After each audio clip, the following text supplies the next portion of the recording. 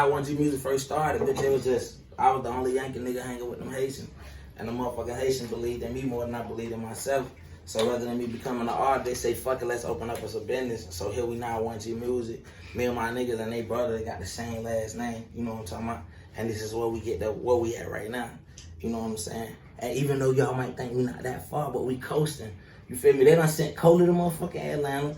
They got Kodak in the motherfucking feds. Choo-choo driving trucks. And you got Dirty1000 out here still grinding, doing music, still catching niggas, still keeping the water running.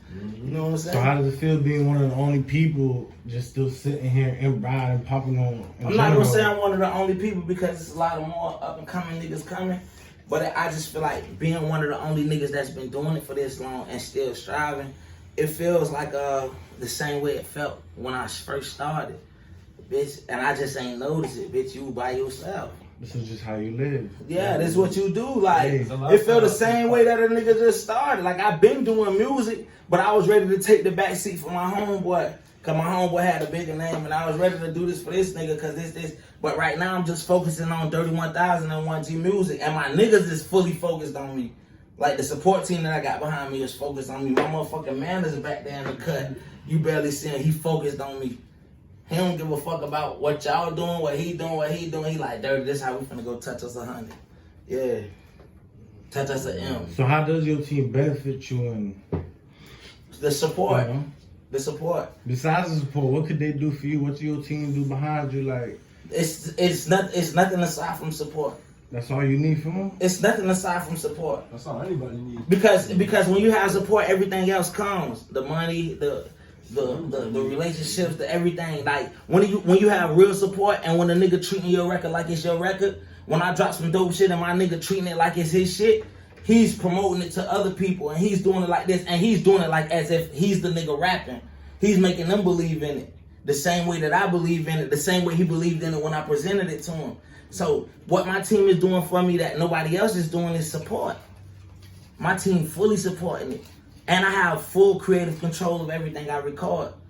So I'm able to walk in the booth and drop some shit, whether they like it or not. But when they love it, they punch the gas on it. I'm finna skip out on rent 2 months and all, bitch. I'm finna do that right there, Dirty. We finna print up all that. What we need to sprint up there, we finna go there. What we need to make it look like this, we finna go there. Hold on, I'm finna snatch this out the trap, bitch. I'm finna move this right here, bitch. We finna move like that. Yeah, that's what it is, the support. That's the biggest part. I tell you, if it's cheese on the moon, bitch, you better go get a spoon, bitch. You know what I'm saying? I'm dead ass serious. That's your nuts hang, big dog. You ain't gonna get shit. It ain't even so much about letting your nuts hang on some different shit, cause there's a lot of niggas crashing. You gotta let your nuts hang with niggas got direction. You gotta have direction. You let your nuts hang, bitch, when you hanging them bitches in a direction, when you trying to move forward, when you trying to go somewhere. A lot of niggas just letting their nuts hang frivolously. Real shit. For no reason. You gotta let your nuts hang when it count. You gotta let your nuts hang when you ready to change lives, trying to change the lives around you. Nigga been in this shit too long. Yeah, bless you like you sneeze. Yeah. I see full time. Boy. Yeah. Nah, bro, but that's what this shit really about, bro. Like, this 1G Music shit, a close-knitted family. Ain't nobody got my little niggas, man. These niggas are younger than me. I'm 30. These niggas 20. Damn 1G. I got that Pompano Weezy finna drop February 26th. And it's gonna be perfect. It's gonna be epic. It's gonna be everything the streets need, everything the playlist need, everything anybody need. Alright, so why you call yourself Dirty1000? Cause I get it from the mud and I'm 100 motherfucking times 10. You from Pompano, Broward County and shit, right? What you feel about Broward? How was it growing up in Broward and shit? I love Broward. You know, I'm actually from Kendall Green. I mean, and that is in Pompano, but I don't feel nothing about Broward. I feel like everybody lacing their boots and doing what they trying to do. You know what I'm saying? We in the era where, bitch, you can be your own man, you can be your own people. So, bitch, I salute everybody, and I feel like we got the biggest city of hustlers in Broward County, period. So, you know what I'm saying? Shout out to everybody doing their thing. Bitch, that's how I feel about it. How does having your own studio benefit you and your team? Shit, it just costs less. That's basically what it is, it just costs less. Having my own studio allows me to record as often as I want to, and I know how to engineer everything. And aside from that, man, studio time right here off Sunrise, right here on Sunrise and Sunset Strip, bitch, $50 an hour, we keeping the water running. For newcomers, I'm throwing deals, bitch, and for features, I'm throwing deals for newcomers. So why you call yourself Pompano Weezy? I ain't calling myself that. They started calling me that. Why they start calling you Pompano? Because every record that they heard me on, bitches was like, man, bitch, that nigga sound like Wayne. That nigga sound like this. That nigga sound like that. So I just embraced it rather than went away from it. You know what I'm saying? It's kind of gimmicky, but that's probably the only gimmicks I'm gonna do though. Like, I ain't doing no sucker shit, no sideways shit, no nothing. So I feel like if I had to do a gimmick, that'd be the only thing that I'd do. You know what I'm saying? And plus, like, I really fuck with Dog. Like, Dog ripped this shit in a bunch of different lanes and a bunch of different genres. So what you want people to expect from Pompano Weezy 2, you know, February 26th, it's only 10 days now. Yeah, I just expect people to have, like, good music, great music. I expect people to tune in to the people who I got featured on the tracks. I expect people to tune in to the producers that I got featured on the tracks. And I just expect people to love it. You know what I'm saying? To play it, bump it, trap to it, get some money to it, fuck hoes to it, play however they gonna play to it. I just expect people to enjoy it. All right, but you got some big names on Pompano Weezy 2 now. You know, Right. Lucci, Jack Boy, how I feel working with them boys. And most importantly, man, Jack Boy did me a solid out the gate. Like, I fuck with him heavy. You know what I'm saying? And just dealing with other artists, like, it kind of made me understand, like, the industry shit. But Lucci, he did me a solid. Like, everybody, it ain't feel like nothing. It just felt like I was supposed to be doing it. You know what I'm saying? I reached out to these other artists, and these other artists, like, gave me the right feedback. So that's what I'm fucking with. So you got 1G Music. What is 1G Music, and how did it all come about? So 1G Music is being like a G in every sense of the word. It's like 1G, you can be a gangster, a gentleman, a go-getter, or whatever the case may be. So 1G is just living in your own skin. And how it came about us starting a label is because prior to me doing my own shit was like 4 years ago. I used to be in a lot of groups. I was in a group with Kodak. I was in a group with several different niggas, and I always played the backseat even though I'm doing this. Now I'm just putting Dirty1000 to the front for it, and we dropping 1G Music. All right. How's your relationship with Kodak and everybody right now? Me and Kodak relationship still good, you know what I'm saying, aside from whatever they put on the cameras. I don't speak to Kodak too often, but I know his love. I've been knowing him since he was like 13. You know what I'm saying? I wish him all the best, bitch. I hope they free him ASAP, you know what I'm saying, because we need that. You know, but as far as our relationships go, it's cool. Like, we straight. You know what I'm saying? I don't think it's no bad blood or nothing like that between none of us. Artists signed right now and stuff like that? Not necessarily signed, but it's a couple artists that we fucking with. I'm fucking with 1G Blow, Young Cheese, he on the way. I got Ballad right here. He a motherfucking singer from Ohio. He put the spotlight on Ballad right quick. He's super fucking dope. And I got Aspie, she a female singer, but we just really working right now and building. That's what's up. So you know I gotta ask you about the song, man. What's up and what made you happy? What that all came from about? Choose Happy was just personal, you know what I'm saying? Like, I came in here, like, I probably just, after I finished arguing with my bitch, I came in and recorded that shit in like 10, 15 minutes. Cause you know I don't really write nothing, you know what I'm saying? And if I do it just cause I got a lot of time on my hands, I just came in and recorded it, and it just came out how I wanted it to, so that's why we pushed that bitch. And shout out 99 Jams, and shout out to everybody who been supporting it. We like, in 1 month, we like 160,000 plays already. Not plays, but streams and downloads and buys or whatever the case may be. So shout out to everybody who been supporting the record. Y'all continue to choose Happy. Everybody hitting over 100K streams on Spotify and being all over 99 Jams and them helping me with it. It's actually a first for me, like hitting that over 100,000, you know what I'm saying, independently without no promotion and everything. I'm just thankful for all the support and everybody who continue to support the record. And 99 Jams, they did their thing, you know what I'm saying? They continue to do their thing, it's still on there. Make sure y'all go stream that shit ASAP, man. Make sure y'all doing that in real life, choosing Happy. You know what I'm saying, for real. Choose Happy, dude. A lot of people supporting it though right now. You know, I've been supporting it since you been first started talking about it. You know, everybody did their stuff for 99 Jams. It went wild with you. It went big. Yeah. Do you remember your first song you ever made? Yeah, I actually do. The first song I ever made, you know, I fucked around. I was fortunate enough to get a scholarship and go to college. The first song I ever made was in New York. I went to Fordham University, and I only did a year in school or some shit, probably because I wasn't conform or whatever the case may be. But I did a song with somebody in the Bronx who was originally from San Diego, shout out to Brandon Ryan. And like everybody just gravitated to it. But I mean, prior to that, like, even when I used to play sports and shit, before that shit, I used to rap. And bitch, lunchtime, I used to be rapping and shit. You know what I'm saying? So, yeah, I do remember my first song.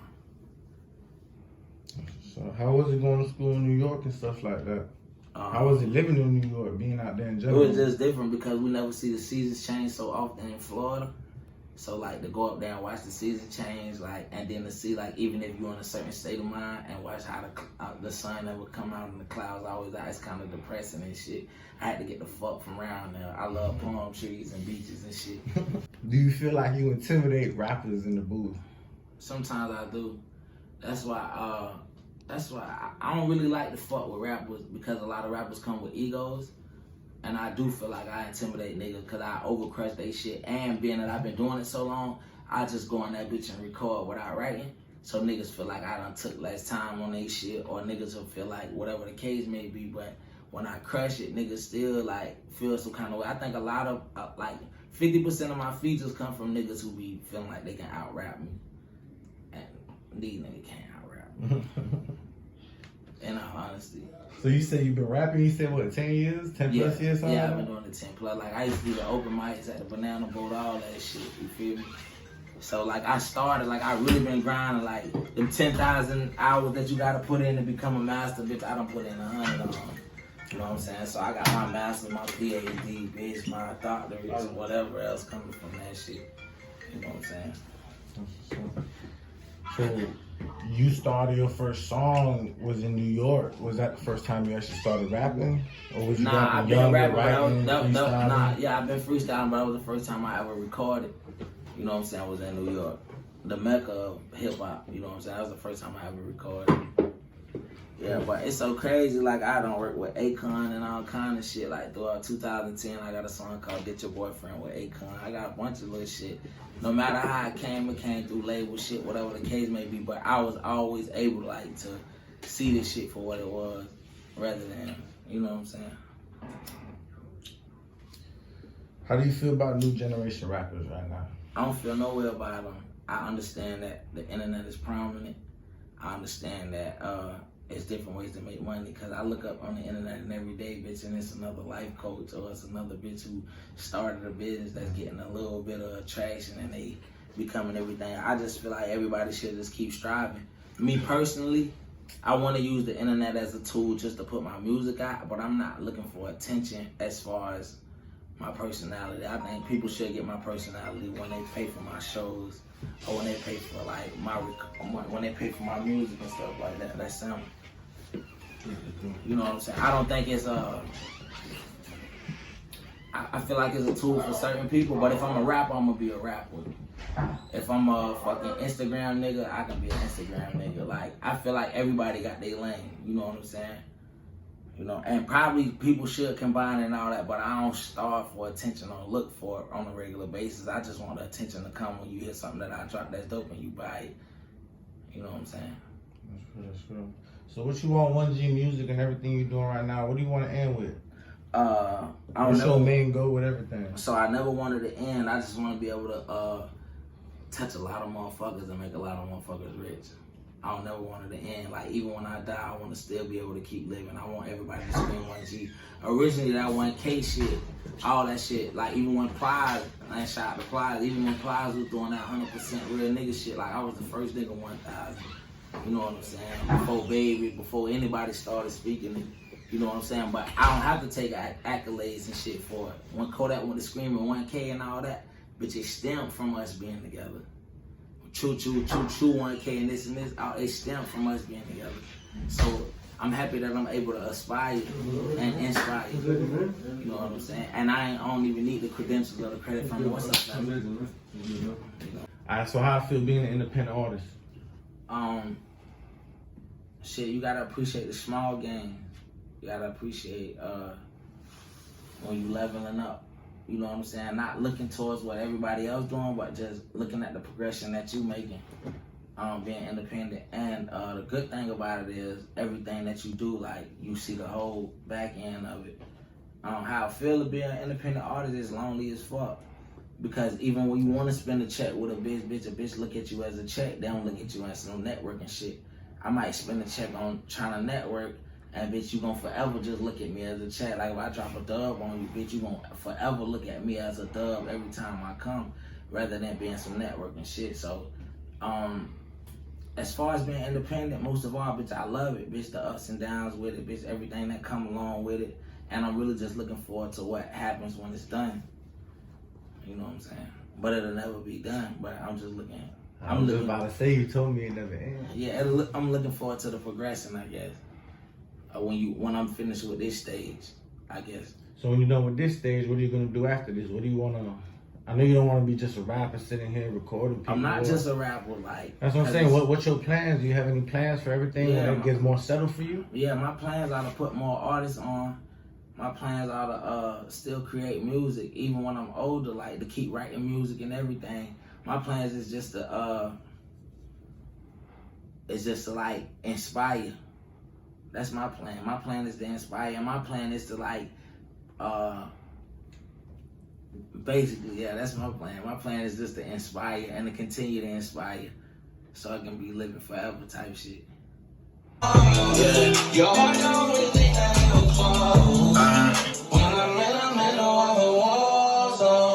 need a house with a spot of sand. Trust me, baby, trust me. Baby, show a lot of love, or it's just me. Baby, putting me away, or it's just me. Is it going in the house, or it's just me? Baby, trust me. Baby, show a lot of love, or it's just me. Baby, putting me away, or it's just me. Is it going in the house, I don't fuck around money. You know that I get hot when all down on me. I know you got a man, but you're a clown at it. I know you make it sad and make it frown on it. I'm just trying to come and put a smile on it. You can trust me, baby. I'm getting keys, I'm playing kilograms of custody, baby. I got some time when you're flying, drink some bubbly, baby. You know when you're with me, you ain't good company, baby. Is it just me? You know that I'ma bless you like it just needs. Is you smoking for the first time or it's just me? When you inhale, just hold it, then just breathe. I got my dogs all around me, just please.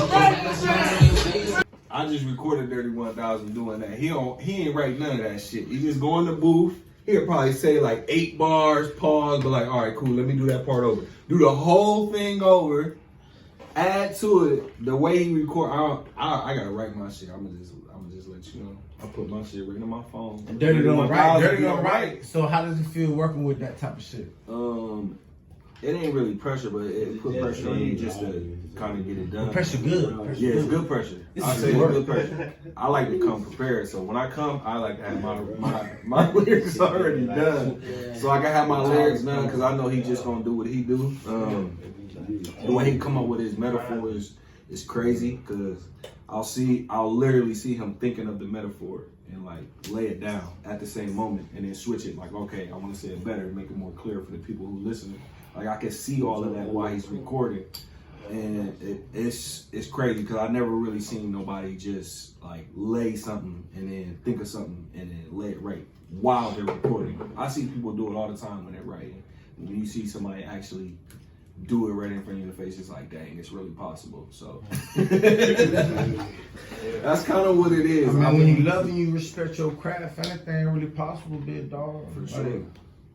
I do that with hooks because as soon as I hear a beat, I just automatically got a melody for it. But he does it with whole verses. I feel like I do it with hooks. So I'll hear a beat and I'll just have a melody and I'll just come up with it. You know, I still pen the lyrics, but that's just the creative process. I guess that's his way of doing his creative process, writing his verses. He just go in there and just, you know, lay it all out. So how long you been making music before this? I've been making music for a minute. I don't even know when I started. I just, you know, it was an outlet for me because I didn't really know how to talk to people. I was really an introvert, so music was my outlet to kind of speak my mind, speak what's on my heart. He done been shot. He done been shot by like 9 times. Like he a super humble nigga, but like he done been shot like what 6 times? 6 times. That nigga done been shot 6 times, head, face, everything. He come from Ohio. He just came to Atlanta where the palm trees at and shit. You feel me? And me and him tied in like the first way I tied in with him. Like he came and bought a verse from me. On some shit that he was doing, and I loved it so much. The shit that he was doing, I was like, bitch, you'll never have to pay for another verse again. You know what I'm saying? We're just gonna continue to make beautiful music together. So right now he 1G. Even if he don't think he 1G, or even if he don't adhere to it, he's 1G. You know what I'm saying? That's one of the. I don't like rappers and shit. I don't really like a lot of different artists because the egos and shit be tripping. But he's one of the most humble person I work with, aside from like Skrilla and everybody else in my camp. You know what I'm saying? So yeah, so it's that. How's it working with Skrilla and stuff? Man, it's been a joy. Skrilla actually taught me how to record and everything. So he's been more than just an artist to my to what I've been doing. He's been a major asset to the studio and everything. And shit, I'm just looking forward to keep dropping great music. He got that guy's favorite on the way. I got that motherfucker Pompano Weezy 2 on the way. My nigga Young Cheese got that motherfucking Say No Names on the way. You know what I'm saying? And we keeping the water running. And me and Skrilla gonna drop that Get Off My Dick 2 times. Yeah. Streets I'm moving in. Build my network to build my network. Pour the smoke at that cigar until my chest hurt. They pull me over with these charges, I can't do no stopping. I'm trying to be the Birdman and not a jailbird. Hand-to-hand transactions feel like hand grenades.